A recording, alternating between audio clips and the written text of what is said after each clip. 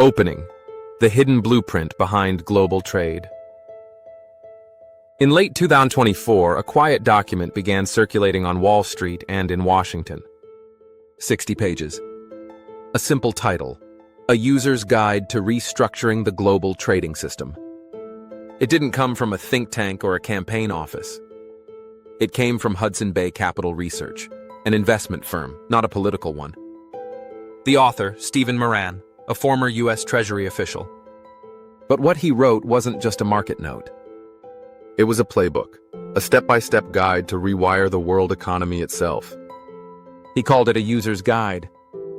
But if implemented, it could reshape how nations trade, how currencies move, and how power flows through the global system.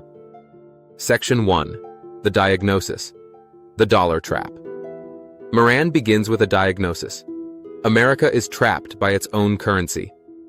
For decades, the world has demanded U.S. dollars as a safe asset, for reserves, for trade, for security. That demand keeps the dollar strong, too strong. And a strong dollar makes U.S. exports expensive and foreign imports cheap. Factories close. Supply chains move offshore. Deficits become structural.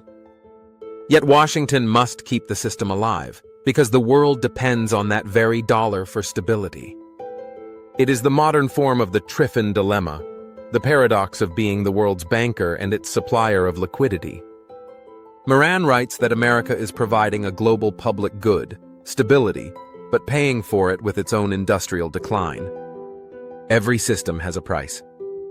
For the U.S., the price has been factories, middle-class jobs, and the capacity to produce what it consumes. Section 2. The Mission. Rebalance the system.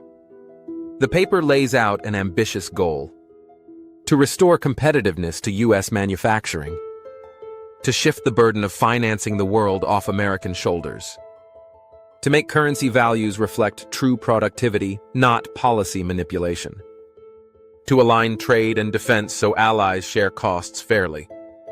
In short, to end the era where America was the consumer and defender of last resort. Miran doesn't propose isolation. He proposes a restructuring, a controlled decentralization of the global economy so the U.S. can compete again on balanced terms. Section 3. The Levers. How to rewire the machine. First, tariffs. Not as walls of protection, but as tools of realignment. Tariffs raise revenue for a nation that has been subsidizing global security. They pressure trading partners to renegotiate terms. And if done with precision, Miran argues, they don't have to be inflationary. Because if the U.S. dollar adjusts at the same time, the costs shift abroad instead of at home. In this view, tariffs aren't a symbol of retreat. They're a lever to rebalance a skewed equation, forcing partners to carry their share of the load. Second, currency realignment.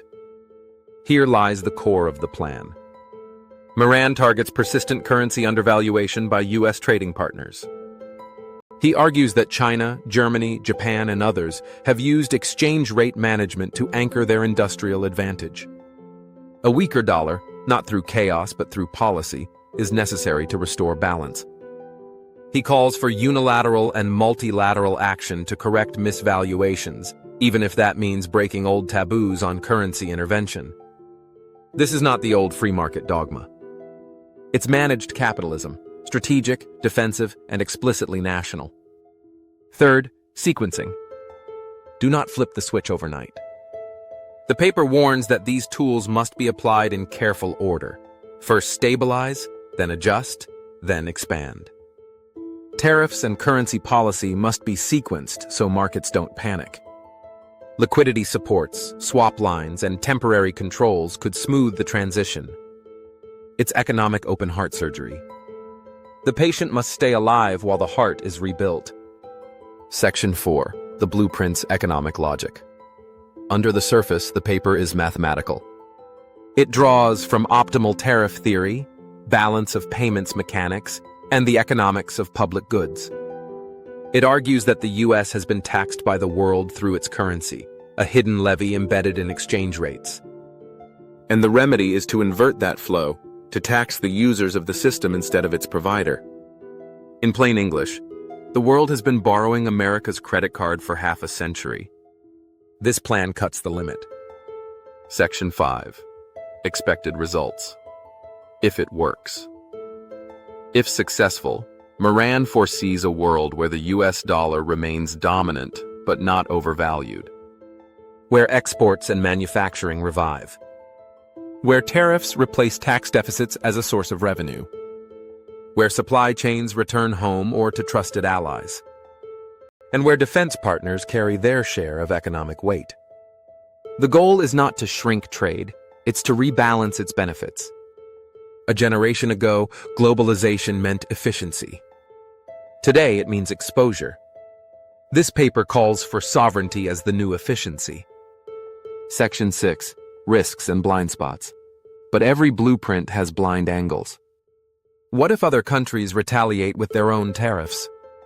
What if a weaker dollar spikes interest rates and cracks bond markets? What if political support falters before the benefits arrive? And what if automation, not currency, was the real culprit behind industrial decline all along? The paper acknowledges risk, but argues inaction is worse.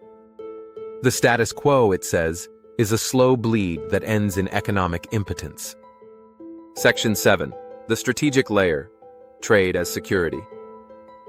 In Miran's vision, trade policy is national security policy. A nation that cannot produce steel, chips, and energy cannot defend itself. Globalization without guardrails becomes dependence. He calls for a new bargain, where trade, finance, and defense are explicitly linked. In this system, the US does not subsidize its rivals through cheap imports or overstrong currencies. It negotiates partnerships where economic and military burdens match. This is a shift from globalization to strategic regionalization, alliances based on security, not cheap labor. Section 8. If it succeeds, and if it fails. If it works, America could see a manufacturing renaissance. A balanced current account. A dollar that serves the nation instead of the world. A multipolar trade system anchored by shared security. If it fails, we could face currency wars, inflation, capital flight, and a fragmented world economy. One where the rules-based order splinters into competing blocks. Either way, the era of free-flowing, costless globalization is ending. Closing. The mirror. This document is not just economic theory. It's a mirror held to the American system. It asks whether a nation that built the global order can rebuild it for itself. A user's guide to restructuring the global trading system isn't a manual for technocrats. It's a declaration that the world's balance of trade is the new balance of power.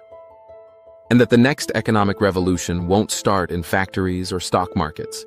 It will start in policy rooms where the value of a nation's currency becomes the measure of its sovereignty.